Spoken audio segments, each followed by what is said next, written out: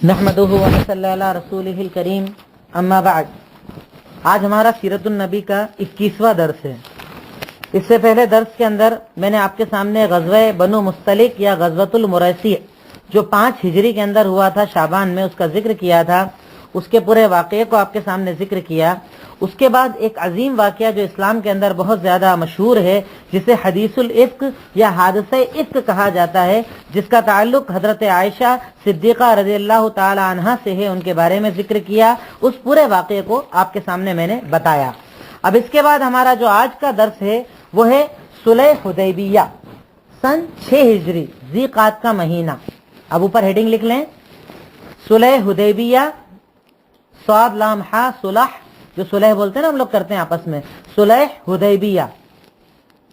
हुदैबिया जगह का नाम है, हा दाल या बा या गोलता हुदैबिया।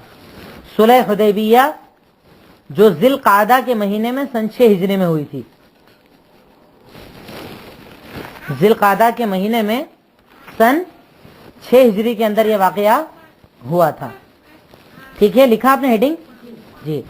आप सल्लल्लाहु अलैहि वसल्लम ख्वाब के अंदर एक चीज देखते हैं कि आप सहाबा कराम के साथ मस्जिद हराम जा रहे हैं, उमरा कर रहे हैं और काबा की चाबियां आपके हाथ में हैं। यानी आपने अपने ख्वाब के अंदर ये देखा कि आप लोग सहाबा कराम के साथ कहाँ जा रहे हैं, उमरा करने के लिए। अभी तक के हालात जो मैंने आपके सामने रखे उसमें आपने एक चीज को देखा था कि सहाबा कराम बहुत ज्यादा तकालीफ के अंदर थे, मदीना के अंदर थे, मक्का से भगा दिए गए थे, मक्का में उन्हें एंट्री नहीं दी जाती थी। पर अल्लाह के नबी सल्लल्लाहु अलैहि वसल्लम ने जब ख्वाब के अंदर ये देखा कि आप सहाबा कराम के साथ उमरा करने के लिए जा रहे हैं, आपने सहाबा कराम से जब ये ख्वाब बताया, उन्हें ये ख्वाब जिक्र किया, तो वो बड़े खुश हो गए कि वो मक्का जिसको हमने कुछ सालों से छोड़ रखा है, वो मक्का जिससे हमें भगा दिया गया है, वो मक्का जिससे हमारी एंट्री नहीं हो रही है, अब 5-6 साल बाद हमें दोबारा उस मक्का के अंदर दाखिल होना है और उमरे की अदायगी इंशाअल्लाह करनी है। ये ख्वाब आपने देखा, आपने सहाबा को बताया, सहाबा बड़े खुश हो गए। आप सल्लल्लाहु अलैहि वसल्लम ने 1400 सहाबा कराम, कितने सहाबा कराम?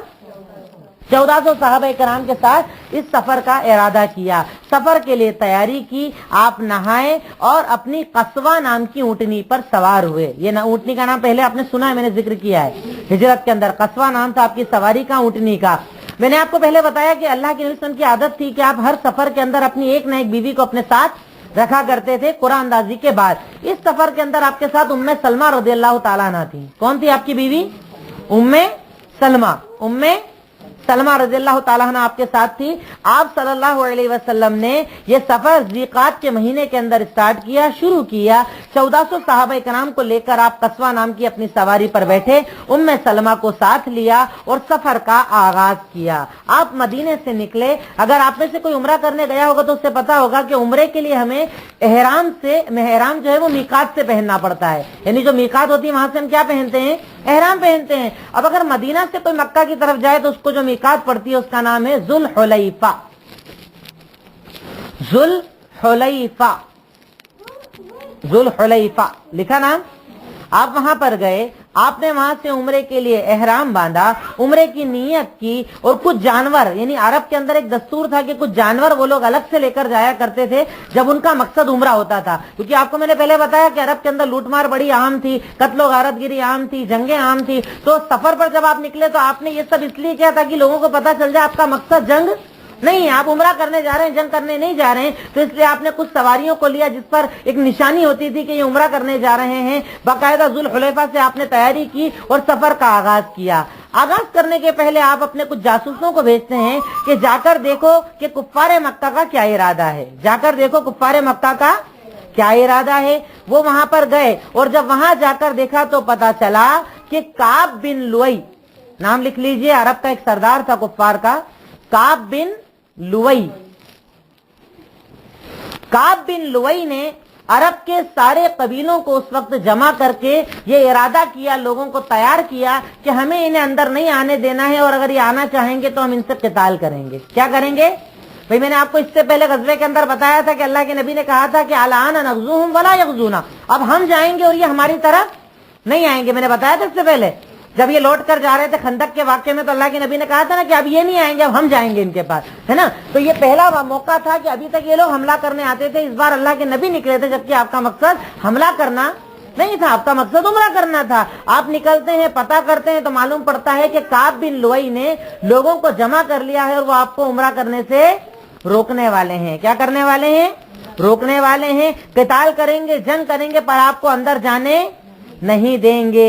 اب اللہ کے نبی اپنے سفر کے اندر تھے. عصفان نام کی جگہ پر جب آپ پہنچتے ہیں اور آپ کو یہ خبر ملتی ہے, یعنی آپ قریب مکہ کے آس پاس آنے لگ جاتے ہیں, آپ کو یہ خبر ملتی ہے کہ یہ لوگ آپ سے جنگ کرنے والے ہیں, قتال کرنے والے ہیں, تو آپ کی جو عادت تھی, آپ کیا کرتے ہیں؟ مشورہ. آپ کیا کرتے ہیں؟ مشورہ. صحابہ کرام کو جمع کرتے ہیں, مشورہ کرتے ہیں اور پوچھتے ہیں کہ بتاؤ کیا کرنا ہے. بھئی ہمارا مقصد تو عمرہ ہے, پر یہ نہیں جانے دیں گے تو کیا کرنا ہے؟ تو ابوبکر صدیق کہتے ہیں کہ دیکھیے ہم عمرہ کرنے آئے ہیں, اگر یہ جانے دیں گے تو عمرہ کریں گے, نہیں جانے دیں گے تو قتال کریں گے. کیا کریں گے؟ قتال کریں گے. بھئی ہم تو عمرہ کرنے آئے, ہمیں جانے دو, اور اگر نہیں جانے دیں گے پھر ہم کیا کریں گے؟ ان سے قتال کریں گے. آپ ان کے مشورے کو مان کر پھر بھی آپ حتی الامکان یہ کوشش کرتے ہیں کہ جنگ نہ ہو. کیا نہ ہو؟ جنگ نہ ہو. جب آپ مکہ کے راستے پر جاتے ہیں تو پتہ چلتا ہے کہ حضرت خالد بن ولید جو اس وقت تک مسلمان نہیں ہوئے تھے, حضرت خالد بن ولید 200 گھوڑوں یعنی 200 گھڑ سوار کو لے کر نکلتے ہیں کہ اگر آپ آؤ گے تو ہم راستے میں آپ کو روک دیں گے. 200 گھڑ سوار کو لے کر یہ راستے میں ایک جگہ انتظار کرتے ہیں. اللہ کے نبی نے وہیں پر اپنے پورے خیمے لگا رکھے تھے, سفر میں رکے ہوئے تھے. اب خالد بن ولید نے دیکھا کہ یہ لوگ نماز پڑھ رہے تھے. کیا کر رہے تھے؟ نماز پڑھ رہے تھے. ظہر کی نماز کا وقت تھا, صحابہ کرام اللہ کے نبی کے ساتھ نماز پڑھ رہے تھے. تو خالد یہ مشورہ کرتے ہیں کہ اب ایسا کریں گے, جب یہ لوگ اگلی نماز پڑھیں گے تو نماز میں ہم ان پر حملہ کر دیں گے. کیا کر دیں گے؟ حملہ کر دیں گے. کیونکہ اس وقت میں جب تک وہ نماز کا حکم تھا تو صحابہ کرام سارے ایک ساتھ جماعت سے نماز پڑھتے تھے. اب خالد بن ولید نے کہا جب یہ ایک ساتھ نماز پڑھیں گے اپن ان پر کیا کر دیں گے؟ حملہ کر دیں گے. یہی وہ وقت ہے جب اللہ تعالیٰ نے صلاۃ الخوف کو نازل کیا تھا. لکھ لیں آپ اس نماز کا نام, صلاۃ الخوف. اس نماز کی خاصیت یہ ہوتی ہے کہ آدھے لوگ نماز پڑھتے ہیں اور آدھے لوگ پیچھے سے حفاظت کرتے ہیں. سب ایک ساتھ نماز نہیں پڑھتے ہیں. امام کے ساتھ آدھے پہلے نماز پڑھتے ہیں, امام کنٹینیو نماز پڑھتا رہتا ہے, یہ لوگ اپنا سلام پھیرتے ہیں اور پھر بعد والے آ کر بعد والے نماز پڑھتے ہیں. یعنی پورا قافلہ ایک ساتھ نماز نہیں پڑھتا ہے. پر آپ یہ سوچئے کہ خوف کے وقت میں بھی اللہ نے نماز کو چھوڑا. یعنی جب جنگ ہو رہی ہو, سامنے دشمن ہو, تب بھی نماز معاف نہیں ہے. اب عام حالت میں اگر کوئی سوتا اور چھوڑتا ہے تو کتنا بڑا گنہگار ہوگا. پر یہ وہ وقت تھا جب اللہ رب العالمین نے صلاۃ الخوف کا حکم نازل کیا, صحابہ کرام کی حفاظت کی. آدھے نماز پڑھو, آدھے رکے رہو, تاکہ خالد بن ولید آپ پر حملہ نہ کر پائیں. اب چونکہ اللہ کے نبی کا ارادہ جنگ کرنے کا نہیں تھا, آپ خالد بن ولید کے جب اس لشکر کو دیکھتے ہیں تو آپ راستہ بدل دیتے ہیں. کیا کرتے ہیں؟ آپ راستہ بدل کر تھوڑے اور الگ راستے پر چلتے ہیں. کیونکہ اگر آپ نقشے پر دیکھیں گے تو حدیبیہ جو ہے یہ مکہ مدینہ کے راستے پر نہیں آتا ہے. مکہ مدینہ کے راستے پر نہیں آتا ہے. یعنی اگر کوئی سیدھا سیدھا آئے تو راستے پر نہیں آتا ہے. اگر بہت زیادہ گھوم کر کوئی جائے تو حدیبیہ آتا ہے. اللہ کے نبی کا مقصد جنگ نہیں تھا, اس لیے آپ گھومتے گھومتے کس مقام پر پہنچ گئے؟ حدیبیہ کے مقام پر. کہاں پہنچ گئے؟ حدیبیہ کے مقام پر. اب آپ نے پڑاؤ ڈال دیا, وہاں پر قیام کر لیا, اس جگہ پر آئے, یہاں پر آپ رک گئے. اور آپ نے اس مقام پر پہنچنے کے کچھ پہلے ایک مقام وہ آیا تھا جس کو ہم ہاتھیوں والوں کا جگہ کہتے ہیں. واقعہ سنا آپ نے؟ ابرہا کا واقعہ سنا ہے؟ کعبہ گرانے آیا تھا. تو یہ جب حدیبیہ آپ جائیں گے نا تو راستے میں وہ جگہ بھی آتی ہے. تب اللہ کے نبی نے کہا, وہاں پر جب آپ گزرنے لگے تو آپ کی قصوہ جو سواری تھی وہ رک گئی. وہاں پر کیا ہو گئی؟ رک گئی, آگے ہی نہیں بڑھ رہی تھی. تو صحابہ کرام نے بولا کیا یہ ہو گیا ہے, اس کو کیا ہو گیا, اس کو کوئی بیماری ہو گئی ہے کیا؟ تو اللہ کے نبی نے کہا اس کو بیماری نہیں ہوئی, یہ وہ جگہ ہے جہاں پر اللہ نے ہاتھیوں کے لشکر کو روک دیا تھا. کس کو روک دیا تھا؟ ہاتھیوں کے لشکر کو. یعنی صحابہ کرام کو آپ نے وہ جگہ بتائی جہاں پر ابابیلوں نے ان ہاتھیوں کے لشکروں کے اوپر کنکریاں گرائی تھی. پھر وہاں سے آپ آگے بڑھے اور حدیبیہ کے مقام پر آپ نے پڑاؤ ڈال دیا. اب حدیبیہ کے مقام پر جب اللہ کے نبی پہنچتے ہیں, وہاں پر ایک پرانا حوض تھا. کیا تھا؟ کنواں بول دیں, حوض بول دیں, جس میں پانی بہت کم تھا. اب عرب کے اندر گرمی کی بڑی شدت ہوتی ہے. صحابہ کرام نے شکایت کی کہ اللہ کے نبی پانی کی بہت زیادہ کمی ہے, اب ہم کیا کریں, پانی کی کمی ہے. اللہ کے نبی نے اپنا ایک تیر نکالا اپنے ہاتھ سے اور نکال کر کہا کہ اسے لے جا کر اس کنویں میں ڈال دو. اللہ کے نبی کا یہ معجزہ تھا کہ وہ جب تیر اس کنویں کے اندر ڈالا گیا تو اتنا پانی ہو گیا کہ سب پیتے تھے, پھر بھی پانی ختم नहीं होता था, ये अल्लाह के नबी का मोजज़ा था। बहरकैफ वहां पर आपका पड़ाव होता है। पड़ाव होने के बाद अब कुफ्फार मक्का को जब पता चलता है कि अल्लाह के नबी सल्लल्लाहु अलैहि वसल्लम ने 1400 सहाबा किराम के साथ वहां पड़ाव डाल दिया है, अब अपने डेलीगेट्स को भेजना ये लोग शुरू करते हैं। किनको भेजते हैं? बातचीत करने वाले को, डेलीगेट्स को भेजते हैं कि तुम जाओ, उनसे बात करके आओ और पता करके आओ कि उनका इरादा क्या है। सबसे पहले जो बात करने आते हैं उनका नाम था बुदैल बिन वर्का।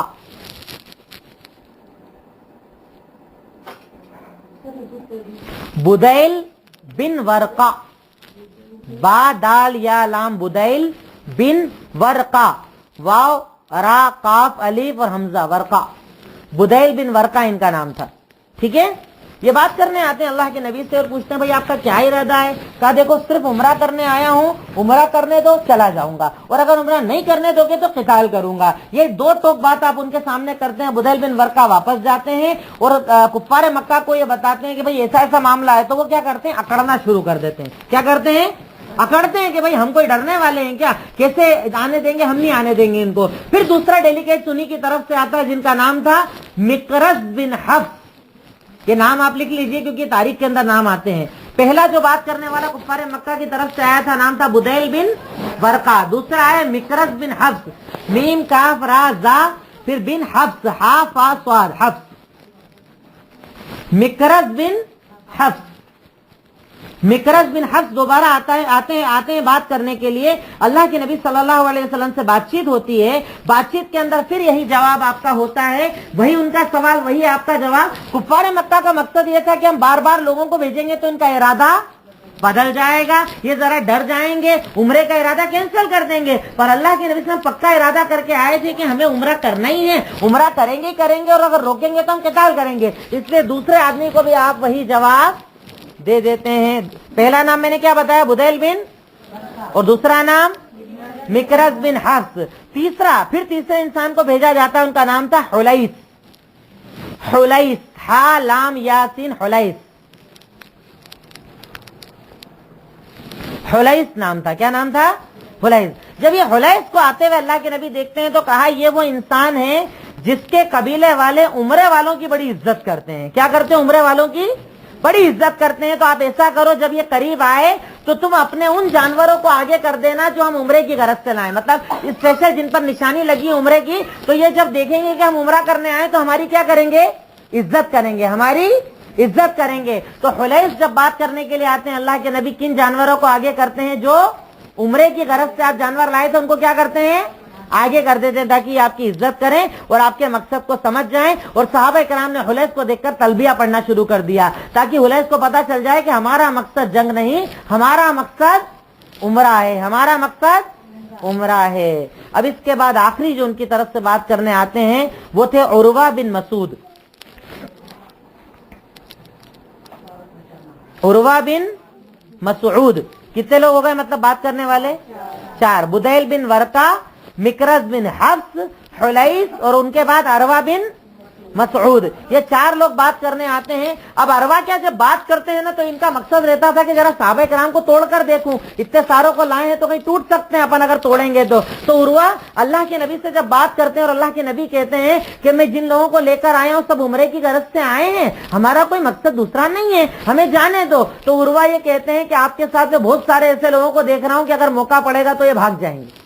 मतलब मकसद क्या था? सहाबा किराम को मुज़्दिल बताना, सहाबा किराम में इख्तिलाफ डालना। तो क्या बोलते उरवा के तुम्हारे साथ बहुत सारे ऐसे लोग हैं कि वक्त पड़ेगा तो भाग जाएंगे। सहाबा किराम इनका जवाब देते कि हम मौत तक अल्लाह के नबी का साथ देंगे, हम आपके साथ से भागने वाले नहीं है। अब ये उरवा बिन मसूद जब वहां पर से होकर आते हैं, सहाबा इकराम की अल्लाह के नबी से मोहब्बत देखते हैं कि अगर अल्लाह के नबी वजू बनाते थे तो वजू के पानी तक को ये लोग हाथ में ले लिया करते थे, यानी कहीं कोई कमी नहीं आने देते थे। सहाबा इकराम बिल्कुल जान निछावर करते थे अल्लाह के नबी पर। जब ये सारी चीज उरवा देखते हैं तो उरवा आकर कुफ्फार मक्का की एक मीटिंग बुलाते हैं। क्या बुलाते हैं?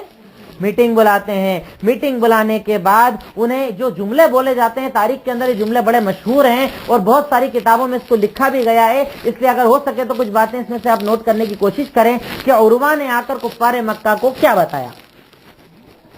उरवा बिन मसूद ने आकर कुफ्फार मक्का को क्या बताया? तो उरवा बिन मसूद ने कुफ्फार मक्का को आकर एक मीटिंग ली اور یہ بتایا کہ میں بہت سارے بادشاہوں کے پاس گیا، میں بہت سارے بادشاہوں کے پاس گیا، میں نے قیصر کو دیکھا. میں نے آپ کو یہ نام پہلے بتائیں، اس وقت کی سپر پاور قیصر، کسرا اور روم، تینوں کے نام لکھ لیجئے. انہوں نے کہا کہ میں بہت سارے بادشاہوں کے پاس گیا، میں قیصر، کسرا، یمن والوں کے پاس گیا، پر میں نے کسی بادشاہ سے ایسی محبت کرنے والے نہ دیکھے جیسے صحابہ اللہ کے نبی سے محبت کرتے ہیں. دیکھیں کتنی بڑی بات بول رہے ہیں کہ میں نے بہت سارے بادشاہوں کے پاس گیا، میں قیصر، کسرا، نجاشی اور یمن کے پاس بھی گیا، پر میں نے کسی بادشاہ کے ساتھیوں کو ایسا نہیں دیکھا جیسا محمد الرسول اللہ صلی اللہ علیہ وسلم کے ساتھی ان سے محبت کرتے ہیں. اور محبت کیسی کرتے ہیں کہ اگر وہ وضو بنائیں تو وضو کا پانی زمین پر نہیں گرنے دیتے ہیں. اگر وہ وضو بنائیں تو وضو کا پانی زمین پر نہیں گرنے دیتے ہیں. اگر انہیں وہ کوئی حکم دے دیں تو پورا کرنے کے لیے دوڑ پڑتے ہیں. اگر وہ انہیں کوئی حکم دے دیں تو پورا کرنے کے لیے دوڑ پڑتے ہیں. لکھا، میں بہت سارے بادشاہوں کے پاس گیا، میں قیصر، کسرا، نجاشی اور یمن کے پاس گیا، میں نے کسی بادشاہ کے ساتھیوں کو ایسا نہ دیکھا جیسی محبت اللہ کے نبی سے ان کے صحابہ کرتے ہیں. اور محبت کیسی کہ جب اللہ کے نبی وضو بناتے ہیں تو وضو کے پانی کو وہ زمین پر گرنے نہیں دیتے ہیں. جب وہ کوئی حکم دیتے ہیں تو عمل کرنے کے لیے دوڑ پڑتے ہیں، اور جب اللہ کے نبی بولتے ہیں تو وہ خاموش ہو جاتے ہیں. جب اللہ کے نبی بولتے ہیں تو وہ خاموش ہو جاتے ہیں. اللہ کے نبی کا روب اتنا ہے کہ وہ ان کے چہرے کو بار بار دیکھ نہیں پاتے ہیں، اتنی تعظیم کرتے ہیں کہ بار بار ان کے چہروں کو آنکھ ملا کر نہیں دیکھ پاتے ہیں. انہیں دیکھ نہیں پاتے ہیں. تو انہوں نے جو تم سے کہا ہے ان کی بات کو قبول کر لو. یعنی وہ بول رہے ہیں عمرہ کرنے دو، انہیں عمرہ کرنے دو. آپ نے بات لکھی کیونکہ عروہ بن مسعود اس وقت کفر کے عالم میں ہے اور ایک کافر اللہ کے نبی کے لیے اتنی بڑی گواہی دے رہا ہے. اور اس گواہی کے اندر بھی آپ دیکھو کہ عروہ نے اشارہ کر دیا کہ سوچو اللہ کے نبی کے جب وضو کا پانی نہیں گرنے دیتے تو تم قتل کرو گے تو قتل کرنے دیں گے؟ وہ مر جائیں گے پر اللہ کے نبی پر آنچ، یعنی جس نبی کے وضو کا پانی صحابہ نہ گرنا دیں ان کا خون گرنے دیں گے. تو بہت سوچ سمجھ کے کام کرنا کفار مکہ کہ اگر تم ان کے قتل کی سازش کرو گے تو وہ تمہیں قتل کر دیں گے. وہ اپنے نبی سے اتنی محبت کرتے ہیں. تو انہوں نے ایک پورا معاملہ بتا دیا کہ وہ وضو کے پانی کو زمین پر نہیں گرنے دیتے، ان کے حکم پر عمل کرتے ہیں، وہ جب بولتے ہیں تو خاموش ہو جاتے ہیں، نظر ملا کر دیکھ نہیں پاتے ہیں. اس لیے جو وہ بول رہے ہیں ان کی بات کو قبول کر لو. پر کفار مکہ ان کی بات کو بھی قبول نہیں کرتے ہیں. اب اللہ کے نبی مسلمانوں کی طرف سے ایک ڈیلیگیٹ بھیجتے ہیں جس کے ذمہ دار ہوتے ہیں عثمان بن عفان رضی اللہ تعالیٰ عنہ. یعنی عثمان بن، پہلے 4 انہوں نے بھیج دیے، اب ادھر سے اللہ کے نبی کس کو بھیجتے ہیں؟ عثمان بن عفان رضی اللہ تعالیٰ عنہ کو بھیجتے ہیں کہ جا کر ان سے بات کرو، ان کا مقصد پتا کرو، کیا چاہتے ہیں انہیں بتاؤ، اور اپنا مقصد بھی بتاؤ کہ ہمارا مقصد صرف کیا کرنا ہے؟ عمرہ کرنا ہے. اب عثمان بن عفان جب وہاں پہنچتے ہیں ان کا ایک پرانا دوست وہاں مل جاتا ہے. یہ انہیں گلے لگاتا ہے، انہیں لے کر کفار تک جاتا ہے. کفار پوچھتے ہیں بھائی تمہارا مقصد بتاؤ. عثمان بن عفان مقصد بتاتے ہیں. تو کفار ان کو چیک کرنے کے لیے، مطلب کہ کیا کتنی اپنے نبی سے محبت ہے پتہ ہے، ایک عمل کرتے ہیں. کیا عمل کرتے ہیں؟ بولتے ہیں تم آئے ہو، جاؤ تم طواف کر لو اور واپس چلے جاؤ. کیا بولتے ہیں؟ یعنی تم آئے ہو نا، اپنا عمرہ کرو اور یہاں سے چلے جاؤ. جانتے ہیں عثمان کیا جواب دیتے ہیں؟ کہ جب تک میرے نبی طواف اور عمرہ نہ کر لے تب تک میں بھی طواف کرنے والا. یعنی تم مجھے اکیلی کی اجازت دے رہے ہو کہ میں آیا اور اپنا کام کر لوں؟ جب تک میرے نبی طواف نہ کر لے میں طواف کرنے والا نہیں ہوں. پر عثمان بن عفان یہ عمل ہوتا ہے، یہ بات چیت ہوتی ہے. تو کفار مکہ بولتے ہیں کہ اب تم لوگ اپنے معاملے میں اتنے پکے ہو، ذرا کچھ دیر یہاں پر رک جاؤ، ہمیں موقع دو، ہم تم سے بات چیت کر لیں. بات چیت کرنے کے بعد ہم تم کو فیصلہ بتائیں گے. بات چیت کرنے کے بعد ہم تم کو فیصلہ بتائیں گے. تو کچھ وقت کے لیے عثمان غنی رضی اللہ تعالیٰ عنہ کو وہ لوگ روک لیتے ہیں اپنے پاس. اور جب عثمان غنی رضی اللہ تعالیٰ عنہ کافی دیر تک واپس نہیں آتے تو صحابہ کرام میں خبر چل جاتی ہے کہ عثمان کو قتل کر دیا گیا. کیا خبر مشہور ہو جاتی ہے کہ عثمان غنی کو قتل کر دیا گیا۔ اب جیسے یہ خبر مسلمانوں کے اندر عام ہوتی ہے کہ عثمان غنی رضی اللہ تعالیٰ عنہ کو قتل کر دیا گیا، صحابہ کرام میں غم کی لہر چل جاتی ہے، ان کو فکر لاحق ہو جاتی ہے، ان میں جذبات آ جاتے ہیں، اتنے جذبات میں آ جاتے ہیں کہ وہاں حدیبیہ کے اندر ایک جھاڑ تھا، ایک جھاڑ کے نیچے سب بیٹھے تھے، اللہ کے نبی صحابہ کرام سے ایک بیعت کرتے ہیں کہ میرے ہاتھ پر بیعت کرو کہ اب ہم تب تک لڑیں گے جب تک کہ ہم مر نہ جائیں، ہم تب تک لڑیں گے جب تک ہم مر نہ جائیں۔ اور اسلام کے اندر یہ پہلی بیعت تھی جس پر موت کی بیعت کی گئی تھی۔ کس چیز کی بیعت کی گئی تھی؟ موت کی بیعت، کہ ہم تب تک لڑیں گے جب تک کہ ہم مر نہ جائیں۔ اور اللہ کے نبی صلی اللہ علیہ وسلم نے سب سے بیعت کی، سب کے ہاتھ پر بیعت کی۔ آپ صلی اللہ علیہ وسلم نے اپنے ایک ہاتھ پر سب کا ہاتھ لیا اور اپنا دوسرا ہاتھ اٹھا کر کہا کہ یہ عثمان کا ہاتھ ہے، یعنی عثمان غنی کی طرف سے اپنے ہاتھ پر آپ نے کیا کی؟ بیعت کی۔ اب کتنا بڑا مقام ہوا عثمان غنی کا۔ آج ہمارے یہاں کچھ لوگ انہیں گالیاں دیتے ہیں، انہیں غاصب کہتے ہیں، جبکہ اللہ کے نبی کے یہ داماد تھے اور اتنے چہیتے داماد تھے کہ آپ کی ایک بیٹی کا انتقال ہوا تو آپ نے دوسری کا نکاح کر دیا اور کہا کہ اگر میری ایک ایک کر کے بیٹیاں مرتی جائیں، میرے پاس جتنی بیٹیاں رہیں گی سب کا نکاح میں عثمان غنی سے کرتا چلا جاؤں گا۔ اتنا بڑا مقام ان کا ہے کہ اللہ کے نبی نے جب ان کے قتل کی خبر کو سنا تو آپ نے سب سے موت کی بیعت لی اور کہا کہ یہ ہاتھ عثمان کا ہاتھ ہے، یعنی اپنے ہاتھ سے اپنے عثمان کے ہاتھ کی بیعت لی اور کہا اب ہم تب تک لڑیں گے جب تک کہ ہم عثمان غنی کی موت کا بدلہ نہ لے لیں۔ بہر کے کچھ دیر بعد یہ خبر آتی ہے کہ ایسا معاملہ نہیں تھا، ایسا کچھ نہیں ہوا ہے، عثمان غنی موجود ہیں۔ اور اس پورے واقعے کا ذکر اللہ تعالیٰ نے سورہ فتح کی آیت نمبر 18 میں کیا ہے۔ سورہ فتح آیت نمبر 18۔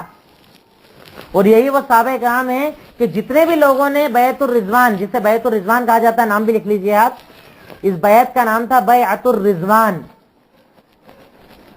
بیعت الرضوان،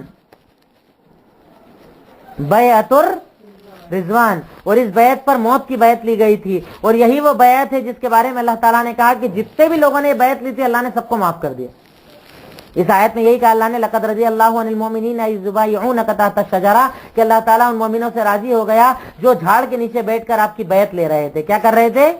بیعت لے رہے تھے۔ اور اس جھاڑ کے بارے میں بھی ایک بات آپ یاد رکھیں کہ یہ جھاڑ جس کے نیچے بیٹھ کر اللہ کے نبی نے بیعت لی تھی نا، اللہ کے نبی جب دنیا سے رخصت ہو گئے حضرت عمر کے دور خلافت میں، آپ کو پتا چلا کہ کچھ لوگ اس جھاڑ کے نیچے جا کر تبرک کے لیے بیٹھتے ہیں۔ کیا کرتے ہیں؟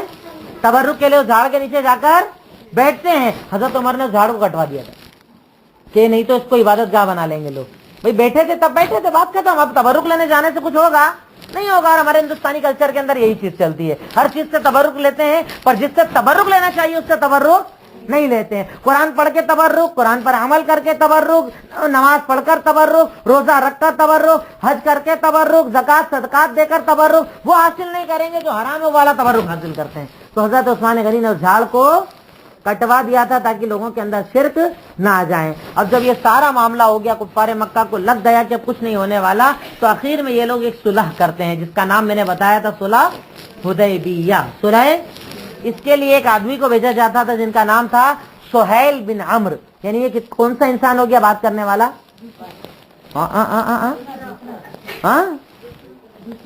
کفار مکہ کی طرف سے ہے یہ پانچواں، سہیل بن عمرو، سہیل بن عمرو۔ سہیل کا مطلب ہوتا ہے نرمی، آسانی۔ سہالہ یا سلو مطلب ہوتا ہے نرمی۔ اللہ کے نبی نے جب سہیل کو آتے ہوئے دیکھا تو بولا اب سہیل آ گیا معاملہ آسان ہو جائے گا، یعنی آسانی والا آ گیا تو معاملہ اب آسان ہو جائے گا۔ اب اس آسانی کے لیے سہیل آ کر کہتے ہیں کہ اب آپ آئے ہو یہاں پر، ہم آپ سے صلح کرنا چاہتے ہیں۔ کیا کرنا چاہتے ہیں؟ صلح کرنا چاہتے ہیں۔ یعنی صلح کے کچھ پوائنٹس ہوں گے جس پر ہم عہد کریں گے، آپ بھی سائن کریں گے، ہم بھی سائن کریں گے، اور اس صلح کو سب لوگ مانیں گے۔ تو صلح باقاعدہ کی جاتی ہے۔ صلح کے 4 پوائنٹ تھے۔ کتنے پوائنٹ تھے؟ 4 پوائنٹ تھے۔ پوائنٹس لکھ لیجئے۔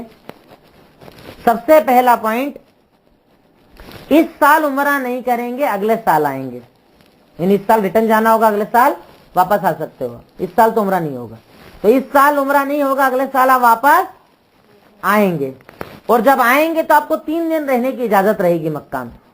پہلا ہی پوائنٹ چل رہا ہے نا، اس سال واپس جائیں گے، اگلے سال آئیں گے تو 3 دن رکنے کی اجازت ہوگی، اور جب آئیں گے تو ایک تلوار جو کہ عام طور پر عرب سفر میں رکھتے ہیں وہ بھی میان میں رکھی ہوئی ہوگی، یعنی کھلی تلوار نہیں ہوگی، میان میں رکھی ہوئی کتنی تلوار ہوگی ہر ایک کے پاس؟ صرف ایک تلوار ہوگی. یہ پہلا پوائنٹ ہے.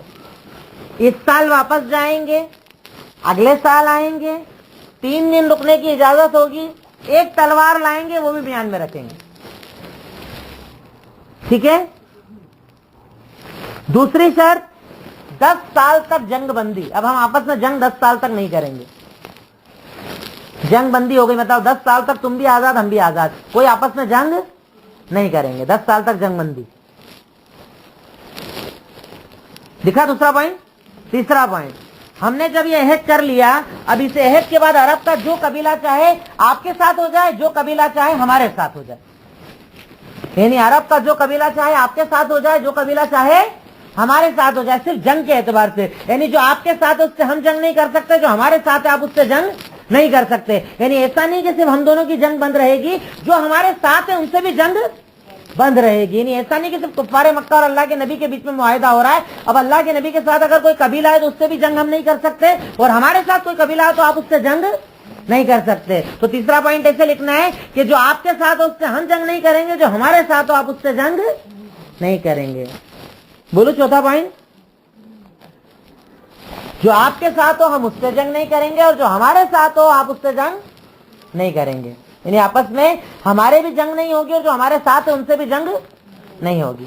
چوتھا پوائنٹ, اگر کوئی مسلمان واپس کافر ہو کر آ گیا تو ہم اسے ریٹرن نہیں کریں گے. اگر کوئی مسلمان واپس کافر ہو کر آ گیا تو ہم اسے ریٹرن نہیں کریں گے, پر اگر کوئی کافر مسلمان ہو کر آپ کے پاس آیا تو ریٹرن کرنا پڑے گا. دیکھیے شرطوں کے اندر دباؤ کتنا ہے. پہلے تو اس سال عمرہ نہیں ہوگا, اس کے بعد چوتھے پوائنٹ میں بھی دباؤ ہے. کیا کریں گے کہ اگر ہمارا کوئی آیا تو واپس دینا پڑے گا, تمہارا آیا تو ہم واپس نہیں دیں گے. ٹھیک ہے. اب یہ باتیں ہوئی, یہ معاہدہ ہوا. اگر اس میں ظاہری طور پر دیکھو تو کمزوری ہے یا طاقت ہے؟ تو اس کو قبول کرنا مطلب کمزوری نظر آ رہی ہے کہ نہیں آ رہی ہے؟ کمزوری ہے. اب کمزوری ہے, اللہ کے نبی نے علی ابن ابی طالب کو بلایا. اگر آپ سے کوئی پوچھے کہ صلح حدیبیہ کی صلح کو کس نے لکھا تھا, تو کس نے لکھا تھا؟ علی ابن ابی طالب رضی اللہ تعالیٰ عنہ نے, آپ کے دوسرے داماد, چوتھے خلیفہ حضرت علی بن ابی طالب رضی اللہ تعالیٰ عنہ کو آپ نے بلایا. اب جب لکھ رہے ہیں تو دیکھیے اس میں بھی کتنی حرکت کی جا رہی ہے. آپ نے کہا لکھو بسم اللہ الرحمن الرحیم. یعنی ہیڈنگ کیا ہونا چاہیے ہمیشہ ہمارے لکھنے کی, پر ہمارے یہاں لکھتے ہیں لوگ بسم اللہ, اس کو بھی عدد بنا دیا ہے. اور مسلمان یہ سمجھتا ہے کہ جو عدد سے منع کرے وہ غلط ہیں, وہ بددین ہے, وہ دین سے دور ہیں. اصل میں یہودیوں کی سازش ہے کہ اگر آپ بسم اللہ الرحمن الرحیم لکھو گے تو آپ کو کتنی ساری, ہر حرف پہ تو 10 نیکی ملتی ہے, اتنے سارے حرف پہ کتنی ساری نیکی مل جائے گی. اس لیے یہودی نے آپ سے چالیے چلوائی کہ بسم اللہ بلوانا ہی آپ سے بند کروا دیا, نہ بولو نہ لکھو. آج عدد لوگ لکھتے ہیں, جبکہ اللہ کے نبی کا یہ طریقہ صلح حدیبیہ کے اندر, صحیح بخاری اور کئی کتابوں کے اندر یہ معاہدہ موجود ہے کہ اللہ کے نبی نے جب لکھوانا شروع کرا سب سے پہلے کیا لکھوایا؟ بسم اللہ الرحمن الرحیم. سہیل کہتے ہیں کہ بھیا ہم نہیں جانتے رحمان رحیم کون ہے, تم بولتے ہو رحمان رحیم تو ہم نہیں بولتے, اس لیے بسم اللہ الرحمن الرحیم نہیں لکھا جائے گا, بلکہ لکھو بسمک اللہم. کیا لکھو؟ بسمک اللہم. اللہ کے نبی بول رہے ہیں لکھو بسم اللہ الرحمن الرحیم, وہ بول رہے نہیں الرحمن الرحیم کو ہم نہیں جانتے, کیا لکھو؟ بسمک اللہم. اتنا ہی لکھو, بس اتنا ہی لکھ سکتے ہو تم. آگے بڑھو جی. تو لکھنا شروع کرا, پورا بولا بسم اللہ الرحمن الرحیم, منع کر دیا, بولے بسمک اللہم لکھو. اللہ کے نبی نے کہا ٹھیک ہے علی جتنا بول رہا اتنا لکھ دو. اب اس کے بعد اللہ کے نبی نے بولا ھذا ما صالح علیہ محمد رسول اللہ, یہ وہ معاہدہ ہے جس کو محمد رسول اللہ لکھوا رہے ہیں. کیا بولا اللہ کے نبی نے؟ یہ وہ معاہدہ ہے جس کو محمد رسول اللہ لکھوا رہے ہیں. تو سہیل نے کیا کہا, اگر ہم آپ کو رسول اللہ مانتے تو جھگڑا کیا کو کرتے, یہ نہیں لکھ سکتے, لکھو محمد بن عبداللہ. دیکھو کتنی اکڑ. اور اس کے بعد بھی اللہ کے نبی قبول کر رہے ہیں. کیا بولا؟ محمد رسول اللہ نہیں لکھنا ہے, کیا لکھنا پڑے گا؟ محمد بن عبداللہ. بھائی اگر ہم تم کو رسول مانتے تو جھگڑا کرتے کیوں, عمرے سے روکتے کیوں, قتال کرتے کیوں؟ جو بول رہا ہے وہ لکھنا پڑے گا, اتنا لکھو بس یہی لکھا جائے گا, یہی کرنا پڑے گا. اللہ کے نبی نے بولا ٹھیک ہے میں اللہ کا نبی ہوں, چاہے تم مجھے جھٹلاؤ, پر اگر یہ بول رہے ہیں تو تم رسول اللہ مٹا کر کیا لکھ دو؟ محمد بن عبداللہ. علی کہتے ہیں میں رسول اللہ مٹا نہیں سکتا, میرے ہاتھوں میں اتنی طاقت نہیں کہ میں لکھے ہوئے رسول اللہ کو مٹا دوں. اللہ کے نبی خود اپنے ہاتھ میں کاغذ لے کر مٹاتے ہیں اور محمد بن عبداللہ لکھواتے ہیں. ٹھیک ہے. یہ لکھوایا جاتا ہے، اس کے بعد جو شرطیں اوپر میں نے آپ کو بتائیں وہ لکھوائی جاتی ہے۔ اب یہ معاہدہ جب لکھوایا جا رہا تھا اس وقت ایک صحابی تھے جن کا نام تھا ابو جندل۔ ابو جندل، ابو جندل یہ کفار مکہ سے مسلمان ہو کر آ جاتے ہیں، اللہ کے نبی کے پاس آتے ہیں، زنجیروں ان کے ہاتھ میں بندھی ہوئی رہتی ہے، بہت ظلم کیا تھا کفار مکہ نے ان کے اوپر۔ یہ بھاگتے ہوئے پتہ چلتا ہے اللہ کے نبی پاس میں آئے ہوئے تو ان کے پاس چلے جاتا ہوں، میری حفاظت ہو جائے گی۔ یہ وہاں پر آتے ہیں، اللہ کے نبی کو بولتے ہیں میں ایمان لے آیا ہوں، میری حفاظت کیجئے، اے مسلمانوں میری حفاظت کرو، مجھے اپنے سامنے رکھ لو۔ تو سہیل بولتا اب بھی ہم نے جو معاہدہ کیا اس میں نے بولا تھا کہ ہمارے کو ریٹرن کرنا پڑے گا، یہ پہلا ہے اس کو ریٹرن کرو، اب یہ پہلا آدمی ہے اس کو ریٹرن کرو۔ صحابہ بولتے ہیں تو معاہدہ لکھا نہیں گیا، اس کو آن دو، اس کے بعد نہیں آنے دیں گے۔ بولا نہیں، جب تک اس کو ریٹرن نہیں کرو گے معاہدہ پورا نہیں ہوگا۔ وہ چلانے لگتے ہیں کہ اللہ کے نبی بتائیے کیا مجھے آپ دوبارہ کفار کے پاس لوٹا دیں گے؟ اللہ کے نبی بولتے ہیں کہ میں دعا کرتا ہوں اللہ تیرے لیے راستہ بنا دے، پر اگر ابھی تجھے میں نے واپس نہیں کیا تو یہ معاہدہ پورا نہ ہوگا، اس لیے ابو جندل تجھے واپس جانا ہوگا۔ ابو جندل کو واپس کر دیا جاتا ہے۔ ابو جندل اس حالت کے اندر واپس جاتے ہیں، ابو جندل تکلیف کے اندر رہتے ہیں۔ اللہ کے نبی اس وقت یہ دعا مانگتے ہیں، اے اللہ رب العالمین میں تجھ سے دعا کرتا ہوں کہ جتنے بھی اس جیسے کمزور مکہ کے اندر ہے تو سب کی حفاظت کرنے والا بن جا، تو سب کی حفاظت کر لے، تو سب کی پریشانیوں کو دور کر دے۔ اللہ کے نبی ان کے لیے کیا کرتے ہیں؟ دعا کرتے ہیں۔ اللہ کے نبی ان کے لیے دعا کرتے ہیں۔ اور انہوں نے ایک عمل یہ کیا تھا کہ ابو جندل جب اللہ کے نبی نے واپس کر دیا تو مکہ جانے کی بجائے بھاگ کر ایک دوسری جگہ چلے جاتے ہیں۔ کیا کرتے ہیں؟ ایک دوسری مکہ اور مدینہ کے درمیان ایک جگہ چلے جاتے ہیں۔ اب اللہ کے نبی نے تو بول دیا تھا کہ ہم ان کو لیں گے نہیں، تو جتنے بھی مسلمان ہوئے تھے وہ سب کس سے جا کر مل جاتے ہیں؟ ابو جندل سے۔ کس سے؟ باقاعدہ ان کی ایک ٹیم تیار ہو جاتی ہے اور یہ لوگ کیا کرتے ہیں؟ جتنے بھی لوگ مکہ سے نکلتے تھے انہیں لوٹ لیا کرتے تھے۔ اتنے پریشان ہوئے کہ انہوں نے اللہ کے نبی سے بولا کہ معاہدہ کے جانے تو ایک طرح، اب جو بھی مسلمان ہو کر آئے اسے تم رکھ لینا، اسے تم رکھ لینا، کیونکہ اللہ کے نبی نے دعا کی تھی تو اللہ نے اسباب بنائے اور اس ذریعے سے وہ لوگ بھی اللہ کے نبی کے پاس آ گئے۔ تو ابو جندل باقاعدہ ایک ٹیم بناتے ہیں، جتنے بھی لوگ ایسے ہوتے ہیں کمزور ان کی، اور ان کو اپنے ساتھ رکھتے ہیں۔ کفار مکہ اتنے پریشان ہوتے ہیں کہ بولتے ہیں معاہدہ اپنی جگہ، پر اب ہم کہہ رہے ہیں جتنے بھی آئے اتنے کو تم اپنے پاس رکھ لینا، یعنی اب ریٹرن ہمیں مت کرنا، کوئی دقت نہیں، تمہارے پاس رکھ لینا۔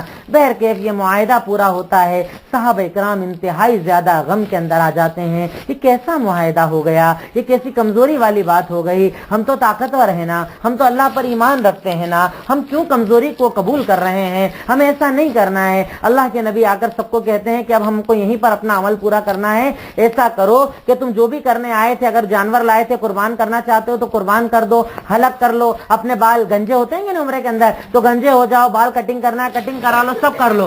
اللہ کے نبی 3 بار بولتے ہیں، صحابہ کرام اتنے غم کے اندر رہتے کہ ان کو سمجھ ہی نہیں پڑتی کچھ بھی، کہ اللہ کے نبی بول رہے ہیں گنجے ہو جاؤ، بال کٹا لو، کچھ سمجھ میں ہی نہیں آتا۔ اللہ کے نبی ابو ام سلمہ کے پاس اپنی بیوی کے پاس آتے ہیں اور آ کر کہتے ہیں کہ میں نے صحابہ کو کہا کہ عمل کر لو، لیکن وہ اتنے غم کے اندر ہے کہ عمل نہیں کر رہے ہیں، بتاؤ میں کیا کروں؟ یعنی اللہ کے نبی اپنی اہلیہ اپنی بیوی سے بھی مشورہ لیا کرتے تھے، مطلب خواتین سے بھی مشورہ لینا چاہیے، انہیں کمزور نہیں سمجھنا چاہیے۔ ہر مسئلے کے اندر آپ انہیں بھی بٹھا سکتے ہیں اور ان سے بھی مشورہ لے سکتے ہیں۔ جب ام سلمہ نے مشورہ دیا کہ ایسا کیجئے، آپ کسی سے کوئی بات مت کرو، آپ کا اگر قربانی کرنے کا من ہے اپنے جانور کو آپ قربان کر دو، اور خود اپنا حلق آپ کرنا چاہتے ہو حلق بھی کر لو، آپ کو دیکھ کر سب کرنے لگ جائیں گے۔ اللہ کے نبی باہر نکلے، کسی سے بات نہیں کی، یہ عمل جیسے ہی آپ نے کیا سارے صحابہ کرام یہ عمل کرنا شروع کر دیتے ہیں، اور اس ذریعے سے وہیں پر وہ اپنے عمل کو مکمل کرتے ہیں۔ مکمل کرنے کے بعد وہاں سے واپس جب جانے لگتے ہیں تو کچھ عورتیں آپ کے پاس آ جاتی ہیں۔ کیا آ جاتی ہیں؟ کفار مکہ کی کچھ عورتیں آپ کے پاس آ جاتی ہیں جو مسلمان ہو گئی تھی، صحابیات بن گئی تھی۔ کفار کہتے ہیں انہیں بھی ریٹرن کرو، کہا میں نے معاہدے میں بولا ہے کہ آدمیوں کو ریٹرن کروں گا، عورتوں کو ریٹرن نہیں کروں گا۔ اور اللہ کے نبی انہیں اپنی خدمت میں رکھ لیتے ہیں، اپنے ساتھ لے کر جاتے ہیں تاکہ ان کی حفاظت ہو سکے اور ان کی پریشانیوں کا خاتمہ ہو سکے۔ پر اللہ رب العالمین نے بظاہر یہ صلح کمزوری والی صلح تھی، اس کے اندر مسلمان کمزور نظر آ رہے تھے، پر اللہ تعالیٰ نے سورہ فتح کے اندر پہلی آیت میں اس صلح کو فتح کہا تھا۔ کیا کہا تھا؟ بھئی جنگ نہیں ہوئی تھی، پر اللہ نے کیا کہا؟ یہ فتح ہے۔ کیا ہے؟ فتح ہے۔ تو اس کا مقصد کیا تھا وہ آپ لکھ لیجئے کہ اللہ نے صلح حدیبیہ کو فتح کیوں کہا؟ اللہ نے صلح حدیبیہ کو فتح کیوں کہا؟ بتاؤ جواب۔ اللہ نے صلح حدیبیہ کو فتح کیوں کہا؟ پہلی وجہ اس سے پہلے کفار مکہ مسلمانوں کو طاقت نہیں مانتے تھے، پر معاہدہ کرنے کا مطلب ہے وہ ایک طاقت بن چکے ہیں، یعنی آج ان کو ماننا پڑا کہ مسلمان بھی ایک طاقت ہے۔ بھائی بتائیے نا، آپ صلح کس سے کرتے ہو؟ جو آپ کی برابری کا ہوتا ہے یا کمزور ہوتا ہے؟ برابری والے سے صلح کرتا ہے نا آدمی، تو صلح کر رہے ہو اس کے مطلب آپ نے مسلمانوں کو ایک طاقت مان لیا ہے۔ تو پہلی فتح تو یہ کہ کفار مکہ نے مسلمانوں کو ایک طاقت مان لیا تھا۔ دوسرا، دعوت و تبلیغ کے لیے 10 سال راستے کھل گئے تھے۔ بھئی آپ دعوت دو، دین پھیلاؤ، یہاں جاؤ وہاں جاؤ، آپ کو کوئی ٹینشن ہے؟ کوئی ٹینشن نہیں۔ تو دعوت و تبلیغ کے راستے کھل گئے تھے۔ ایک تو مسلمانوں کو انہوں نے ایک طاقت مان لیا تھا، دوسرے دعوت و تبلیغ کے راستے کھل گئے تھے۔ اس لیے اللہ رب العالمین نے صلح حدیبیہ کو فتح کہا تھا۔ کیا کہا تھا؟ فتح کہا تھا۔ بہرکیف یہ عمل ہوتا ہے جب ایک صحابی جن کے بارے میں آپ جانتے ہیں کہ وہ ذرا زیادہ ہی غصے کے اندر ہمیشہ ہو جایا کرتے تھے، جن کا نام تھا حضرت عمر ابن خطاب رضی اللہ تعالیٰ عنہ، جب انہیں خبر ملتی ہے کہ معاہدہ کر لیا آپ نے، ایسا ہو گیا ہے، ذرا غصے کے اندر آ جاتے ہیں، اللہ کے نبی کے پاس آ کر کچھ سوال کرتے ہیں۔ عمر ابن خطاب اللہ کے نبی کے پاس آ کر کچھ سوال کرتے ہیں۔ پہلا سوال، السنا علی الحق وہم علی الباطل، ہم حق پر ہیں اور وہ باطل پر ہیں، بتاؤ ہے کہ نہیں؟ بھئی ہم حق پہ ہیں، وہ باطل پہ ہیں، ایسا ہے کہ نہیں ہے؟ اللہ کے نبی سے سوال کر رہے ہیں۔ آپ نے کہا بلا، کیا کہا؟ ہاں۔ پہلا سوال کیا کیا؟ کیا ہم حق پر اور وہ باطل پر ہے کہ نہیں؟ تو اللہ کے نبی نے بولا ہے، بولا آپ نے یس کر دیا، ٹھیک ہے۔ اس کے بعد دوسرا سوال،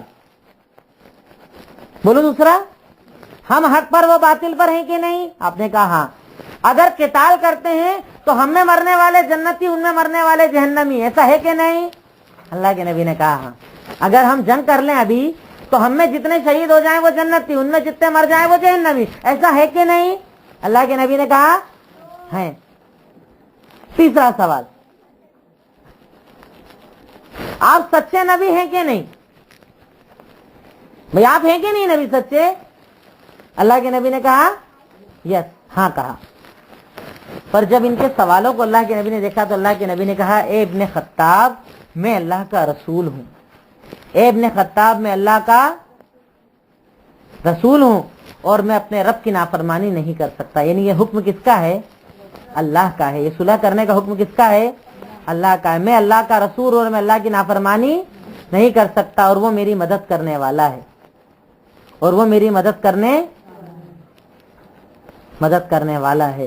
جب آپ یہ جواب دیتے ہیں، عمر ابن خطاب کہتے ہیں کہ مجھے اپنی باتوں پر افسوس ہوا، میں نے اللہ کے نبی سے معافی مانگی کہ میں اس وقت جلد باز ہو گیا تھا، میں سمجھ نہیں پایا تھا کہ آپ اس کا مقصد، آپ کا اس کے پیچھے مقصد کیا ہے، میں سمجھ نہیں پایا تھا، اس وقت میں جان نہیں پایا تھا، اب مجھے سمجھ میں آ گیا ہے۔ اور اس معاملے کے بعد، اس صلح کے کچھ دنوں کے بعد، کچھ بڑے لوگ جو مسلمان ہوئے تھے ان کے آپ نام لکھ لیجئے۔ ایک کا نام تھا عمرو ابن العاص، بہت بڑے صحابی ہیں، سن 7 ہجری کے اندر، عمرو ابن عاص، کیونکہ ذی قعدہ کے بعد ذی الحجہ آتا ہے، سال ختم، اب سن 7 ہجری شروع ہو گیا، ٹھیک ہے۔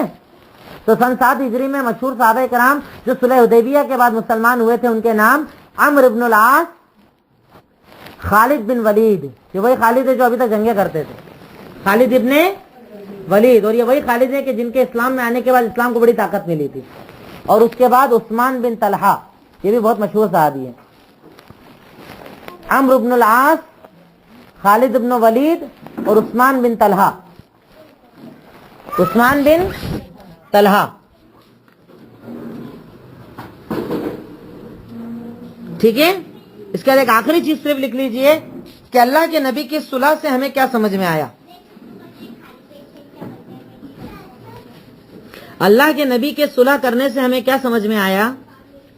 سب سے پہلا پوائنٹ، ہمیں بڑوں کے فیصلوں کو تسلیم کرنا چاہیے۔ بھئی اللہ کے نبی نے فیصلہ کیا، مطلب ہمیں اس کو تسلیم کرنا چاہیے۔ بڑوں کے فیصلوں کو ہمیں تسلیم کرنا چاہیے، ہمیں سمجھ میں آئے یا نہ آئے۔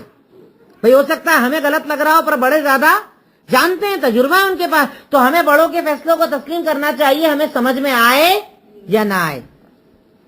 دوسری چیز، کبھی کبھی 2 قدم پیچھے ہٹنے میں بڑے فائدے مل جاتے ہیں، کیونکہ اللہ کے نبی کی صلح کے بعد جو دروازے کھلے، چاروں طرف دین اسلام پھیل گیا۔ جو ایک جنگ سے پھیل سکتا تھا، نہیں پھیل سکتا تھا۔ اللہ کے نبی نے 4 قدم اگر اپنے پیچھے ہٹائے، صلح کر لی، تو صلح کا نتیجہ ہی نکلا کہ 10 سال کے لیے آپ آزاد۔ تو اس سے فائدہ یہ ملا کہ کبھی کبھی پیچھے ہٹنے سے اگر فائدہ ہو تو ہمیں پیچھے بھی ہٹ جانا چاہیے. ہمیشہ اکڑ تکبر نہیں دکھانا چاہیے کہ میں بڑا ہوں. اگر پیچھے ہٹنے میں فائدہ ہو تو پیچھے بھی ہٹ جانا چاہیے اگر لگتا ہے کہ اس سے بڑا فائدہ مل سکتا ہے. تیسری چیز, جلدی والے چھوٹے فائدے کو نہیں, دیر والے بڑے فائدے کو دیکھنا چاہیے. اور ہمارے زیادہ تر عادت یہی ہے, بس ہاتھوں ہاتھ ریزلٹ ملنا چاہیے. دعوت کسی کو دی, اب بھی حال قبول کرنا چاہیے, اب بھی حال چینج ہو جانا چاہیے. نہیں ہو غصہ آ جاتا ہے, تعلقات ہی توڑ دیتے ہیں. تو ہمیں جلدی والے چھوٹے فائدے کی بجائے دیر والے بڑے فائدے کو دیکھنا چاہیے.